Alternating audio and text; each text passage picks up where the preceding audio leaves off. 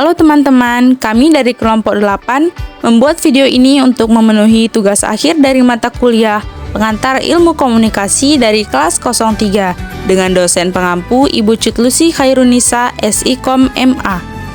Pada video ini, kami akan membahas materi komunikasi antar budaya. Sebelumnya, saya ingin memperkenalkan our team, saya sendiri Heni Juwita, dan teman saya Alia Hanifah, Nurul Hayati, dan Rahmat Arif Munandar. Komunikasi antar budaya didefinisikan sebagai suatu bentuk komunikasi yang terjadi apabila ada orang-orang yang memiliki kebudayaan yang berbeda. Nah, perbedaan kebudayaan tersebut bisa kita lihat dari ras, etnis, atau bahkan gabungan dari semua itu. Tujuan komunikasi antar budaya. Komunikasi antar budaya memiliki tujuan yang pertama sebagai alat kendali atau kontrol terhadap aturan yang harus dipahami. Maksudnya adalah kita harus memahami aturan-aturan yang dimiliki oleh suatu daerah. Yang kedua adalah memudahkan setiap makhluk sosial untuk saling berinteraksi tanpa melihat perbedaan sosial dan budaya. Jadi, dengan ini kita dapat berkomunikasi dengan siapa saja tanpa dipengaruhi oleh perbedaan budaya. Yang ketiga adalah meningkatkan keterampilan berkomunikasi satu sama lain. Maksudnya adalah kita menjadi lebih terampil dalam menggunakan bahasa yang berbeda-beda. Dan yang terakhir adalah meminimalisir konflik atau kesalahpahaman yang mungkin terjadi. Karena dengan adanya komunikasi antar budaya, kita dapat mengetahui dan memahami budaya-budaya yang berbeda. Faktor-faktor yang mempengaruhi komunikasi antar budaya. Faktor terjadinya komunikasi antar budaya yaitu karena adanya perbedaan budaya antara satu sama lainnya. Meliputi yaitu yang pertama ada komunikasi dan bahasa. Contohnya seperti beda-beda dalam menggunakan bahasa daerah. Yang kedua, pakaian dan penampilan. Contohnya seperti baju pakaian adat dan berpakaian sesuai tempat. Dan juga berpenampilan dengan identitas dari lingkungan hidupnya. Nah, yang ketiga ada makan dan keterangan waktu. Contohnya seperti mengatur pola makan yang berbeda-beda dan waktu yang berbeda-beda seperti with, dan wita. Dan yang terakhir ada nilai budaya dan perilaku. Contohnya seperti merayakan Hari Raya Idul Fitri dan larangan bagi perempuan yang makan di depan pintu.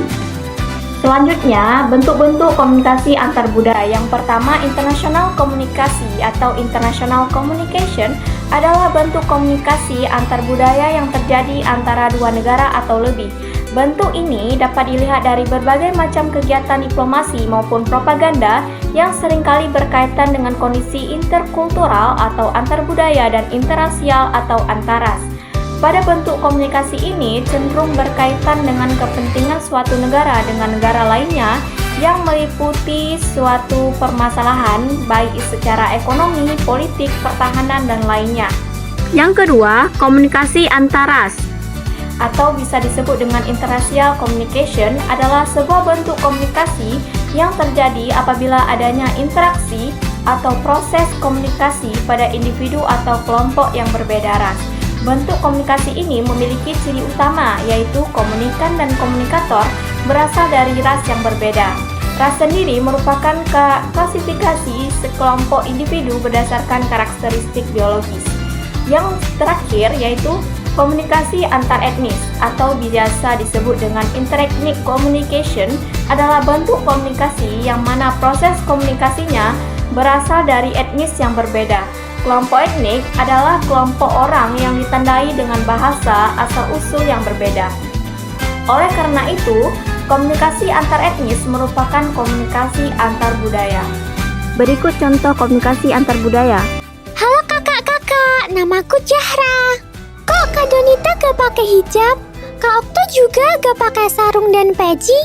Ini kan acara pengajian. Zahra aja yang kecil pakai hijab kok.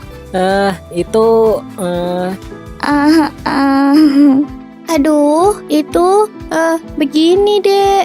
Kalau Zahra gak mau pakai hijab, Mama pasti bilang nanti Allah gak akan sayang sama Zahra. Jadi nanti Allah pasti juga gak akan sayang sama Kak Donita loh. Atau kakak mau pinjem jilbabnya Zahra? Aduh. Zahra ini ada-ada saja. Itu karena Kak Donita dan Kak Okto berasal dari latar belakang agama yang berbeda. Nah, Zahra, perhatikan cerita Om ya. Di Indonesia ada 6 agama dan berbagai kepercayaan yang berbeda-beda. Ada Islam, Protestan, Katolik, Buddha, Hindu, dan Konghucu. Setiap agama punya aturan masing-masing, tidak bisa disamakan. Ada juga berbagai kepercayaan yang bersumber dari kearifan lokal yang tersebar di seluruh Indonesia. Walaupun kita berbeda-beda, kita harus saling menyayangi dan menghormati satu sama lain. Jadi kesimpulannya adalah, komunikasi antar budaya merupakan suatu bentuk komunikasi yang terjadi karena adanya perbedaan-perbedaan budaya pada setiap orang. Komunikasi antar budaya sangat penting, karena dengan adanya komunikasi antar budaya, dapat memudahkan seseorang menjalin hubungan dengan orang yang memiliki budaya yang sangat berbeda dengan budaya kita, dan mengurangi terjadinya resiko kesalahpahaman antar individu. Nah, gimana guys? Kalian udah paham kan apa itu komunikasi antar budaya? Semoga video penjelasan ini bisa bermanfaat bagi kita semua ya. Thank you for watching.